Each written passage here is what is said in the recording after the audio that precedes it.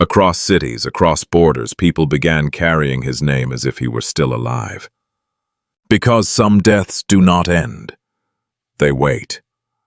At night, cars moved slowly through unfamiliar streets with a single name taped to their rear windows. Posters appeared on lampposts, subway walls, and cafe doors. Not advertisements, not slogans, just a name. Written carefully, as if it belonged to someone who might still hear it. In a parallel digital world, he was still singing, still laughing, still riding a bicycle through sunlight that no longer existed. Netizens turned fragments of his life into moving images. Emoticons, silent gestures of defiance. One comment spread faster than the rest. He will live on like this until the truth is revealed and the crime is punished.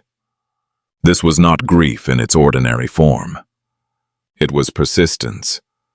More than 700,000 people signed a petition demanding answers. Not sympathy, not condolences, answers. And with every signature, the narrative shifted.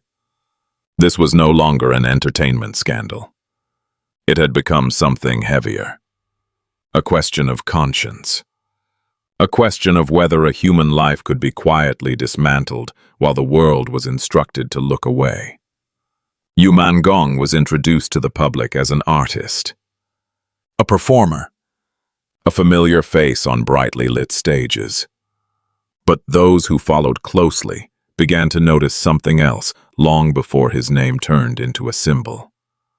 There were moments when his eyes were red, swollen, as if sleep had abandoned him for weeks. His voice trembled during performances that should have been routine. In live streams, he paused mid-sentence, glanced toward people standing just outside the camera frame, and corrected himself with visible restraint. Once he apologized, not for a mistake, not for a performance, just apologized. And no one could explain why. At another time, he looked directly into the camera and asked a question that felt misplaced, almost dangerous in its simplicity. Can you act like human beings? The words hung in the air. Too sharp. Too specific. Too sincere to be dismissed as a joke. We are trained to ignore these moments, to call them stress, fatigue, artistic sensitivity. We are taught that success is loud and suffering should remain quiet. But silence has a cost. And sometimes silence is not empty. Sometimes it is enforced. Old footage resurfaced. A harmless drawing. A childhood smile. Yet something felt wrong. The sound echoed as if it had been recorded in a hollow space. Not a home. Not a place of comfort. Fans who had followed him for years noticed the change instantly. The style was different. The energy, restrained. The pauses, longer than necessary. What troubled them most was not what he said. It was what he could not. Because when a person begins to censor their own breathing, something has already gone terribly wrong. The public would later ask how this story ended. But that question misses the point. Endings are visible. Beginnings hide in plain sight. And the question that refuses to disappear is this: what if Yu Menglong did not lose his freedom near the end of his life? What if he never truly had it on that stage? When the footage resurfaced, it did not look dangerous. There were no screams, no visible restraints, no obvious threat. Just a young man sitting calmly, holding a pen, drawing something simple on paper. A harmless moment. Or at least, that is what it appeared to be at first glance. He smiled and asked viewers to guess what he had drawn. Moments later, he revealed the answer. 2 dogs. Pets he loved. The explanation was gentle, almost childlike. For most people, The clip ended there. Nothing more to see. But those who had followed him for years noticed the fracture immediately. The lines were wrong. Not sloppy. Not rushed. Wrong in a way that suggested hesitation. His earlier drawings from years before had been fluid, instinctive, expressive. This one felt calculated, as if each stroke had been considered twice before touching the paper. As if someone else might be watching. Then there was the sound. The audio did not belong to a private space. It echoed. Not the soft echo of a large room, but the hollow reverberation of a place stripped of warmth. Fans replayed it again and again, comparing it to other videos filmed at his home. The difference was unmistakable. This was not the sound of safety. People began asking questions they were never meant to ask. Was the video filmed where he claimed it was? Why did his voice sound restrained, almost careful? Why did his eyes flick upward, sideways, away from the camera at moments when there was no reason to? None of these details proved anything. That was the problem. Each one was small enough to be dismissed. And when signs arrive one by one, the world prefers to call them coincidence. The pattern continued. In August 2020, during a public performance, Yu Menglong appeared visibly unstable. His eyes were red, not from exhaustion alone, from something deeper. His voice trembled on notes he had performed flawlessly dozens of times before.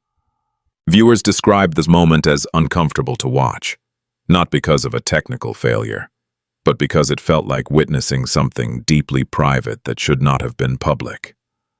2 months later, during a live stream, the red eyes returned. This time he spoke about his dogs again.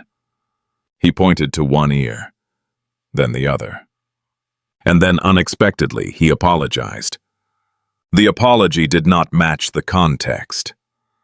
He did not explain it. He simply said he was sorry. His gaze shifted repeatedly toward people standing off camera. At one point he raised his voice sharply and spoke a sentence that froze the comment section in place. "Can you act like human beings?" The internet reacted as it always does. Half laughed, half argued.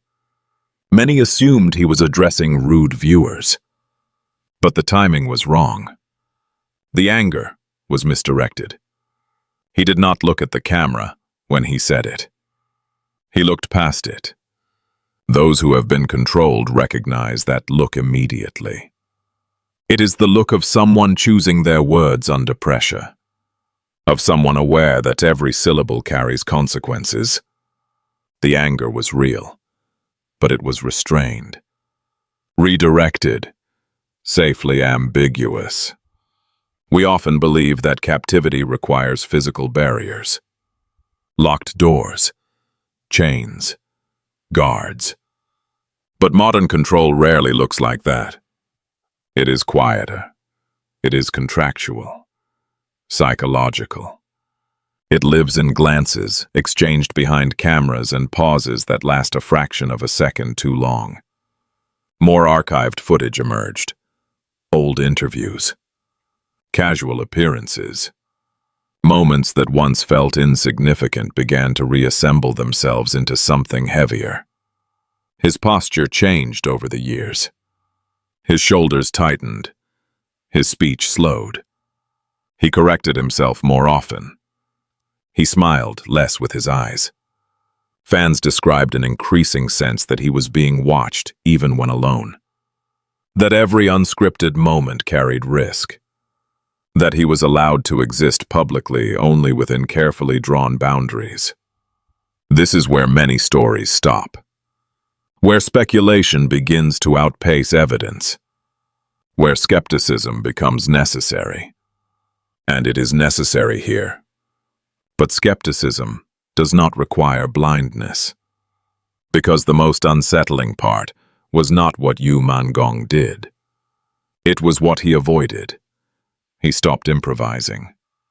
Stopped speaking freely. stopped reacting naturally. Creativity narrowed. Expression flattened. The man remained visible, but something essential had been removed. As if he were present only in outline, while the core of him had been placed somewhere out of reach. We tell ourselves that pressure is normal in the entertainment industry. That young artists struggle. That exhaustion explains everything. And sometimes it does. But pressure does not usually produce silence this precise. Silence like this is learned. By the time people began asking whether he had been asking for help all along, it was already too late to answer that question directly. What remained were fragments, footage, expressions, a trail of moments that only made sense when placed together. And when they were, a darker question emerged.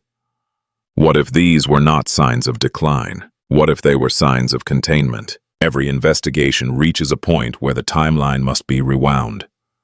Not to find nostalgia, but to locate the first moment when choice disappeared. For Yu Menglong, that moment did not begin on a stage. It began in a classroom. Years before he became a public figure, he was a student competing in a hosting contest organized by a prestigious communication institution. He performed well, exceptionally well. He placed third in his region. For a teenager, this should have been a door opening toward opportunity. Scholarships, mentorship, a future built slowly with room to grow. Instead, it became a spotlight. Witnesses later recalled that certain individuals took notice of him at that event. Not peers, not teachers. People whose influence extended far beyond the classroom. In the entertainment world, attention from power rarely arrives without expectation. It arrives quietly, with praise, with promises, and with conditions that are never stated aloud. Around this time, one name began to surface repeatedly in online discussions. A director, a writer, a man known for his access and his proximity to circles that did not operate in daylight. Publicly, his career was respectable. Privately, rumors followed him with remarkable consistency. Allegations of inappropriate relationships, of parties attended by people too young to understand the rules they were being taught. None of these claims were proven in court. That matters. But patterns matter too. The director later appeared at a high school, invited to share his professional experiences. Parents expressed confusion. Netizens expressed concern. The question was simple and unsettling. Why was a man with such a reputation allowed such proximity to minors? Yu Menglong never spoke publicly about this period. He did not need to. The silence itself became informative. After high school, his path deviated unexpectedly. Instead of moving directly into university, he participated in a televised competition that delayed his academic future by an entire year. It was during this detour that he met two men who would later define the structure of his adult life. His managers, one of them was visible. The other was not. Behind the contracts and schedules stood a figure fans would later describe as a shadow. A manager who seemed to orbit multiple artists whose lives ended abruptly or tragically. A singer who died years earlier under unexplained circumstances. Another artist killed in a sudden car accident. Each case officially unrelated. Each connected by a single professional thread. Coincidence is a comforting word. It allows the mind to rest. But coincidence loses its power when repetition becomes too precise. As Yu Menglong's career advanced, those around him began to notice changes that could not be attributed to fame alone. He appeared guarded in interviews. He avoided personal topics with surgical precision.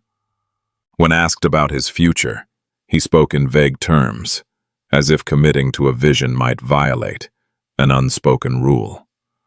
Control does not always announce itself. Sometimes it reveals itself through absence. The absence of refusal. The absence of spontaneity. The absence of visible choice. Then came the incident that unsettled even the most skeptical observers. During a live stream, another public figure, Fan Shiqi, made a statement so bizarre that viewers initially assumed they had misheard it. He asked someone to remove a tooth and send it to him. He spoke of keeping it alongside his puppy's first tooth. The comment was graphic, intimate, disturbing. Moments later, he panicked. He laughed. He called himself an idiot. He attempted to erase the moment through apology. But it was already too late. Psychologists often note that unfiltered speech can reveal what the conscious mind works tirelessly to suppress. The reaction that followed only deepened the discomfort.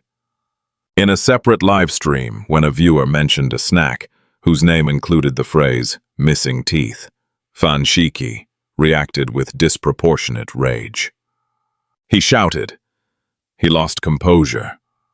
Only afterward did he realize the misunderstanding and apologize.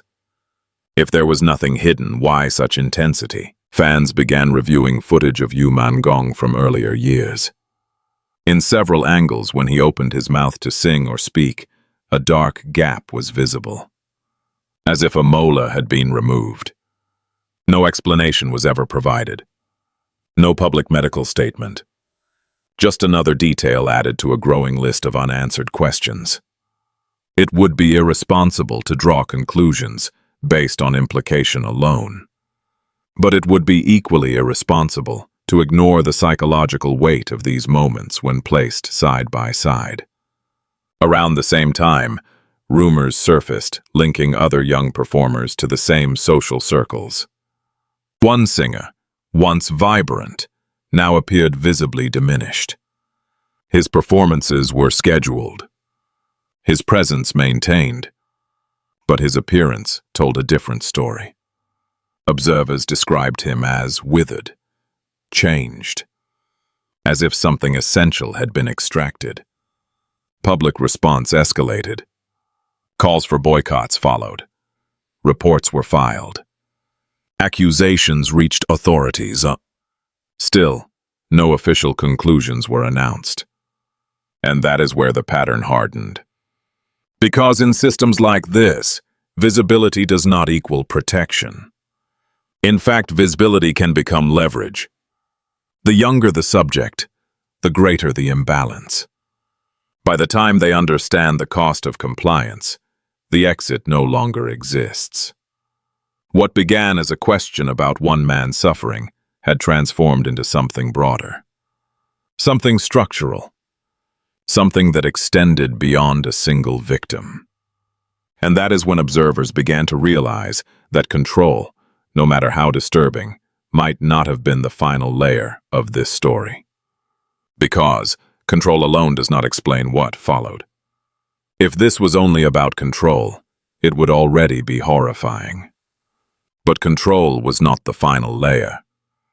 Control explains silence. It does not explain collapse. To understand what followed, the investigation had to move away from faces and gestures and into documents. Contract. Numbers. Language designed not to communicate, but to bind. For more than a decade, Yu Menglong existed within a system where success did not equate to ownership. His image generated revenue. His labor filled schedules. His presence maintained visibility. Yet the financial reality behind that visibility remained opaque. Whispers of debt surfaced first. Not personal indulgence, not reckless spending. Contractual debt. According to disclosures circulated after his death, a sum of 22.5 million renminbi had accumulated under his name. The origin was not his own decisions. Contracts had allegedly been signed on his behalf by a former manager, without full disclosure, without informed consent. The obligations that followed were transferred, not to the person who signed them, but to the artist whose name they carried. This distinction matters, because debt, when misplaced, becomes leverage. Under normal circumstances, responsibility follows authority. But in this structure, authority dissolved the moment consequences appeared. Yu Menglong was left carrying a burden he could not realistically repay. The company that managed him did not provide resources proportional to the deficit. Performances continued.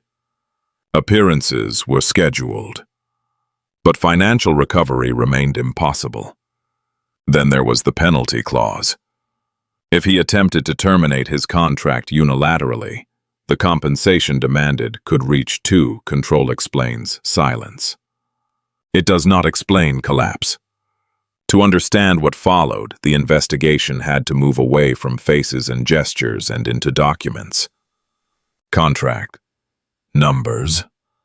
Language designed not to communicate, but to bind. For more than a decade, Yu Menglong existed within a system where success did not equate to ownership. His image generated revenue.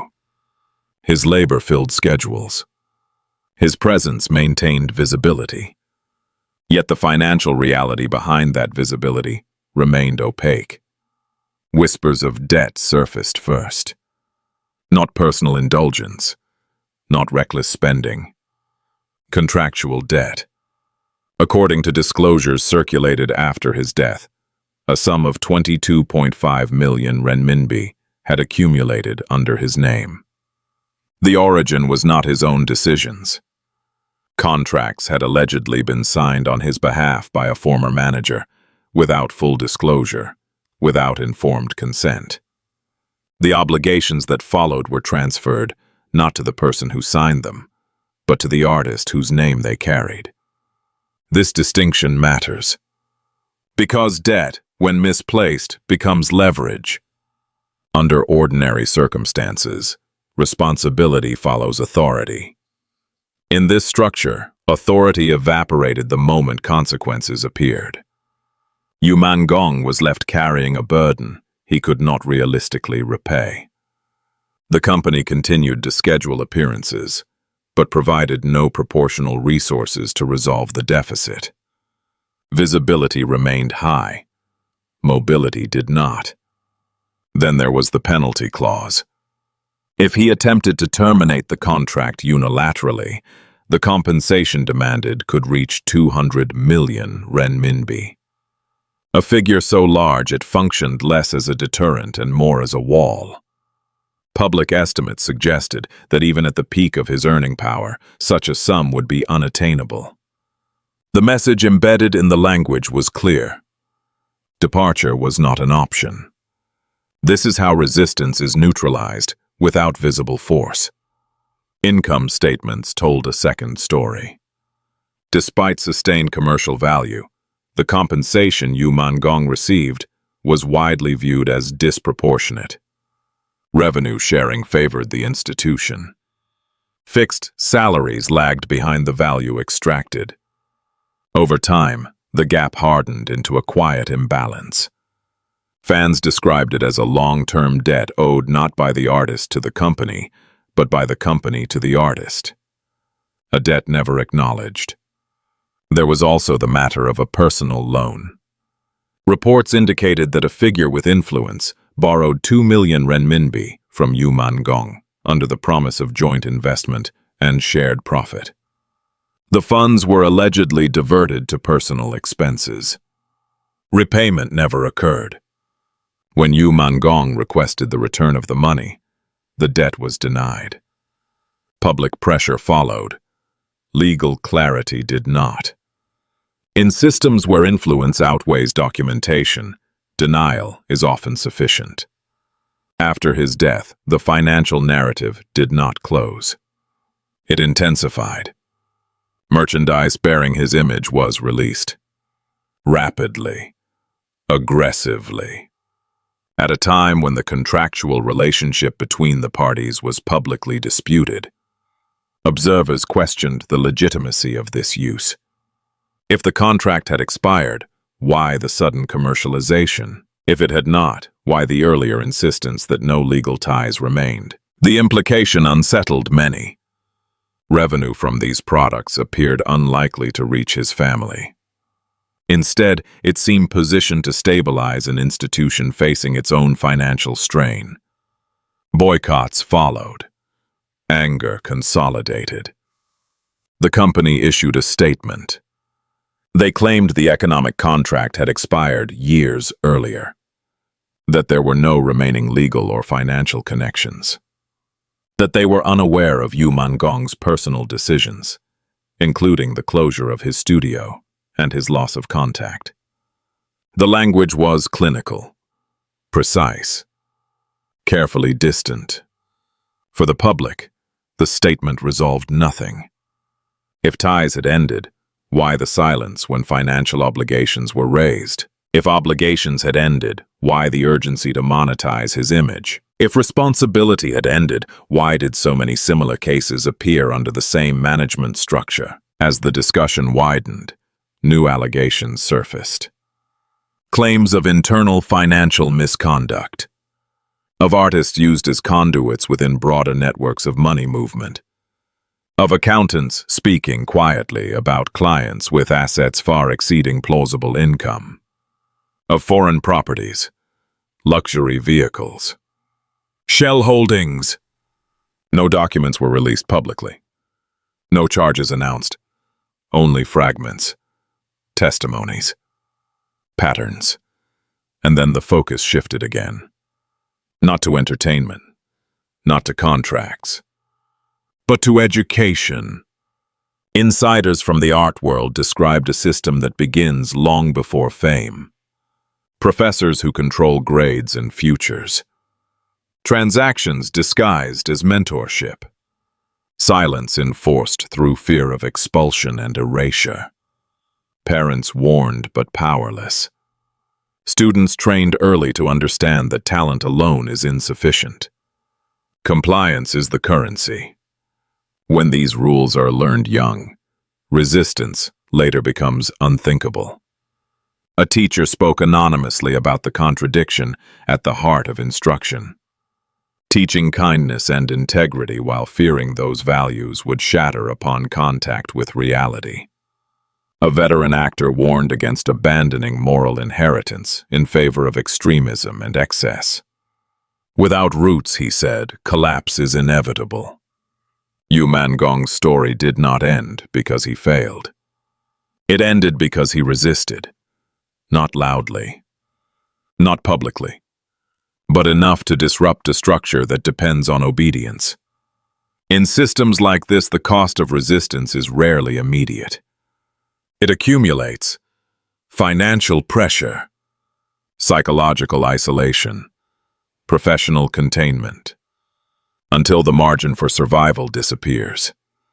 What remains is a question without a legal conclusion. Not whether wrongdoing occurred, not who should be punished, but whether a system can dismantle a person without ever admitting it did so. When money enters silence, truth rarely survives intact. At some point, every investigation must decide what it is truly examining. This one began with a name. It ends with a structure. Yu Menglong's story cannot be closed by determining guilt or innocence. Courts exist for that purpose. What remains here is something less concrete and far more unsettling. A system in which suffering does not require violence. A system in which control is exercised through opportunity, debt, silence, and fear. A system that functions precisely because it rarely leaves fingerprints. Those who speak of this case often ask what could have saved him. Better contracts, stronger laws, earlier intervention. These answers assume that the danger was visible. It was not. It was embedded, normalized, presented as the cost of ambition. From classrooms to studios, from contracts to confidential meetings, the same logic repeated itself. Talent is replaceable. Compliance is rewarded. Resistance is isolated. When individuals are trained early to accept these rules, morality becomes not a compass, but a liability. Teachers who attempt to instill integrity do so with quiet dread, aware that the values they teach may collide violently with reality. Artists who speak of tradition warn not out of nostalgia, but out of recognition. When a society severs itself from its ethical foundations, it does not become free. It becomes efficient. Efficient at extraction. Efficient at silence. Efficient at disposal. This is why Yu Menglong's death resonated beyond his profession. It was not perceived as an isolated tragedy. It was recognized as a symptom. One instance in a pattern that many had sensed, but few dared to articulate. We should be cautious here. Not every imbalance is a conspiracy. Not every failure is malicious. Skepticism remains essential. But skepticism does not require indifference. And neutrality does not require amnesia. What this case demands is not outrage, but attention. Sustained, disciplined attention. To contracts that read like traps. To educational environments that trade futures for obedience. To industries that mistake silence for stability. There may never be a definitive answer to what happened in Yu Menglong's final days. Some truths dissolve before they can be documented. But absence of proof is not proof of absence, especially when so many voices independently describe the same unease. In the end, the most dangerous systems are not those that kill openly. They are the ones that convince their subjects that survival depends on submission. That resistance is futile. That speaking costs more than silence. Yu Menglong is no longer here to speak. What remains is a choice for those who are. Because some systems do not need to kill you. They only need to make sure you never escape.